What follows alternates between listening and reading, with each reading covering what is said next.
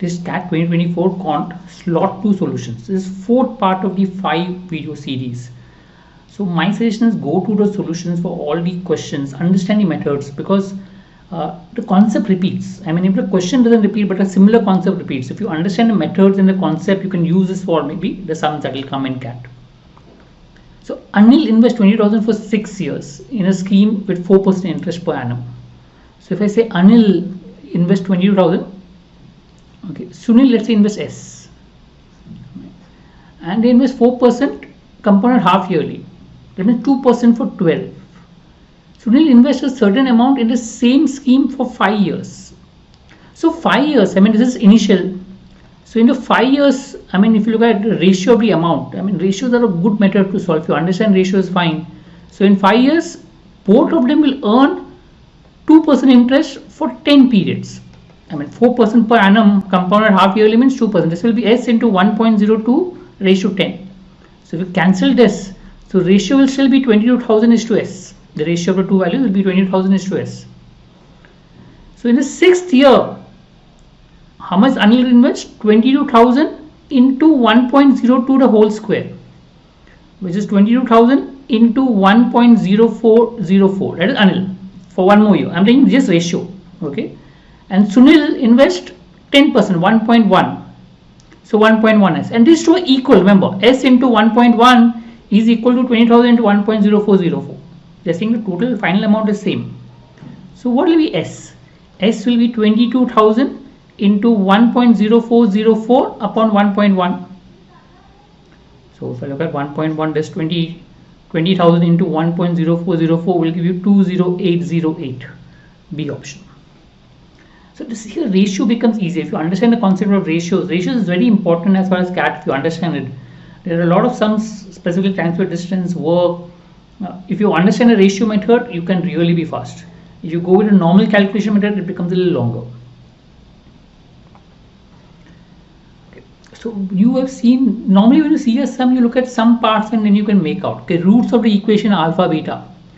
So from that you can maybe calculate alpha plus beta, alpha into beta, because you require alpha cube plus beta cube. So sum of the roots alpha plus beta will become minus lambda upon 3, and alpha into beta will become minus 1 upon 3.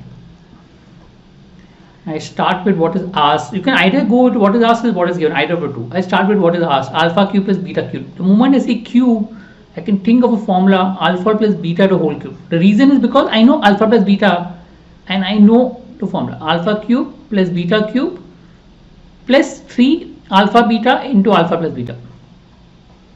Now I know sum of the roots is minus lambda upon 3, the whole cube. Then alpha cube plus beta cube is what you want. 3 alpha into beta is minus 1 upon 3, and alpha plus beta is minus lambda upon 3. Your 3 gets cancelled. So if you look at alpha cube plus beta cube, this becomes lambda cube minus lambda cube upon 27, and this will go on the other side, will become minus lambda upon 3.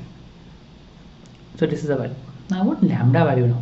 So I know alpha plus, so I know lambda. So I go with the next what is given to you. This is given to you, so I'll solve this.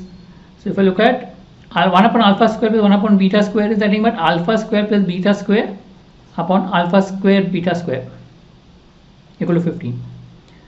Now alpha square plus beta square is alpha plus beta, again the whole square minus 2 alpha beta.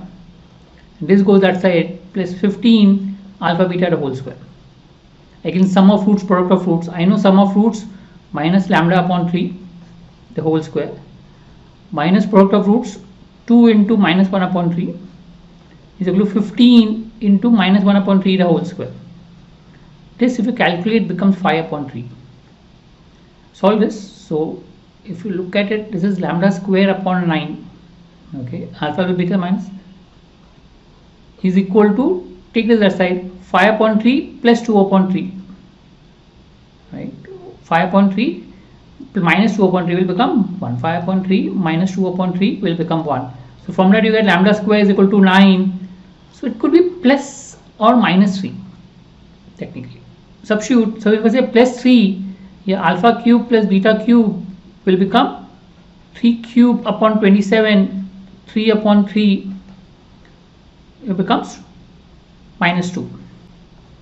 If I take minus 3, alpha cube plus beta cube will still be the same. Okay, become minus of minus 3 the whole cube upon 27, minus of minus 3 upon 3. This becomes plus 2. So square will give you the same value. The whole square will give you minus 2 the whole square, which will give you 4. C option is the answer.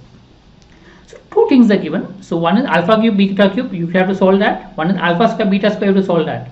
So both you have to solve two variable two equation and try to figure out the answer. Solve both. Somewhere you realize you require lambda. You find out the value, put in the other, you get the answer. A bus starts at 9 a.m. following a fixed route every day. Okay, so they're given 60 kilometers per hour. Next day, 2/3 of a route in 1/3 of a time. So let's say distance is d and time is t. So he traveled 2/3 of the routes and 1/3 of a time, schedule time. And remaining, he reaches on time. So remaining distance is 1/3 the distance at 2/3 the time. The remaining distance is 1/3. The remaining time is 2/3 because it takes 1/3 the time and reaches on time. So it takes 2/3 of a time for remaining. So speed is equal to distance upon time, which is 40. From that, you can make that distance upon time will become 80. So I know the normal speed is, the speed that he travels is 80, the normal speed. Now let's say, whenever you're given two speed like 60 kilometers per hour, 80 kilometers per hour, again you can use ratio. So the normal speed is 80. He traveled at 60. So ratio of the speed becomes 80:60, which is 4:3. So ratio of time taken is 3:4, reverses. More the speed, less the time. Difference of 3 and 4 is 1. This 1 stands for 3.5 hours. So difference 1 stands for 3.5 hours. So normal time 3 will stand for 10.5 hours. Multiply by 3.5. Okay. Ratio, I normally solve by ratio, it becomes much faster to solve. So 10.5 hours. So normal time is 10.5 hours. So if I start from 9 a.m., 10.5 hours will become 7:30 p.m. C option. If I start at 9 a.m., 10.5 hours becomes 7:30 p.m. which is C. 3 circles of equal radii touch each other. 2 other circles are drawn such that both touch. First of all, let's draw 3 circles that touch each other. Try to draw to scale 1 and try to draw neatly as far as possible, as big as possible. And the 2 other circles x and y drawn touch each other circles. So the only way you can draw is one, you can draw one inside circle here, and one you can draw outside circle which touches the 3 circles. So 2 circles. Now you want the ratio of x and y, that is the outside circle radius and inside circle radius. So from the center, the one thing that you can normally know property is equilateral triangle. You can, if you meet the center of the circle, normally when you have a circle, you always take the radius, draw the radius from the center. So that's what I wrote, radius from the center. Equilateral triangle. Right? This is the center of the circle. Center of the whole point, everything is center of the circle. So if I take this side, radius is 1 and 1. I prefer taking numbers, become easier to solve. You can take variables if you are not convinced, but I normally take numbers because it becomes faster to solve with numbers. And if I draw this height out here, okay, this is a 30-60-90 triangle, equilateral triangle. You can say 2 is this side is 1, so this whole side is √3. I mean whole perpendicular which is there from point center of this, let's say A to let's say D is √3. So this part which is there is √3 minus 1. This part, okay, 2 √3 upon 2, sorry. So this part, if you look at it, is 2/3 of the whole distance is 2 upon √3. Right, I repeat again, 2/3 of √3, which becomes 2 upon √3. So it is a 30-60-90 triangle. ADB, let's say ADB is 30-60-90 triangle. From that hypotenuse is 2, one side is 1, so other side is √3. The center of an equilateral triangle is 2/3 of the height. So if you look at from the vertex, so 2/3, if I look at it, is 2/3 of √3. Okay, from this point to this point, 2/3 of √3. Now the radius of the inside circle which is there is 2/3 of √3 minus this one. I mean if I send O and this I take as E, so radius which is OE is nothing but OA minus EA. OA is 2/3 of √3, 2/3 of the height, minus EA is the radius 1. So if we solve this, it becomes 2 √3 minus 1 upon 3. Okay, 2 root 3 minus 1 upon 3.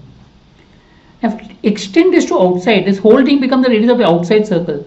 So let's say f, OF, which is the radius of the outside circle, is OA plus AF. Okay, plus AF. OA is again 2 upon 3 root 3, and this is 1 plus 1, which is 2 root 3 plus 1 upon 3. You want a ratio, this is x, this is y, you want a ratio of x and y. Solve it. So if I look at x upon y becomes 2 root 3 plus 1 upon 2 root 3 minus 1. Upon 3 gets cancelled. You can draw upon 3, but it will get cancelled. Rationalize in terms of multiplying by 2 root 3 plus 1. You have to rationalize the denominator. 2 root 3 plus 1 into 2 root 3 plus 1 upon 2 root 3 minus 1 into 2 root 3 plus 1. The idea is to rationalize the denominator. You solve this, say minus 3, my mistake, you're doing minus 1, so when you calculate, this becomes minus 3 and minus 3. So you also becomes plus 3 and 3, 3 and 3. So if I solve this, so denominator becomes a minus b into a plus b, which is a square minus b square, which is 2 root 3, the whole square, minus 3 square. And numerator becomes 2 root 3 plus 3, the whole square, which is a square, plus 2ab, which is 12 root 3, plus b square, 3 square. If you solve this, this is 12 plus 9, 21 plus 12 root 3 numerator. Denominator is 12 minus 3, 3. Take 3 common and cancel, you will get 7 plus 4 root 3. So ratio becomes 7 plus 4 root 3 is to 1, C option. Easier, you should know properties of equilateral triangle, square, the common simple triangles and squares. Normally that is asked. The equilateral triangle, definitely. The center, the height. So based on that you can, and you should know 30-60-90 triangle. So based on that you can easily draw this triangle 30-60-90. 1, 2, root 3 is the height. 2/3 is the from the center to point A. And then you can subtract 1 and add 1 to find the radius of inside circle and radius of outside circle. Based on that you can get the answer. Right? Hope this helps. We'll come up with more videos to help. Do subscribe to our channel. Thank you.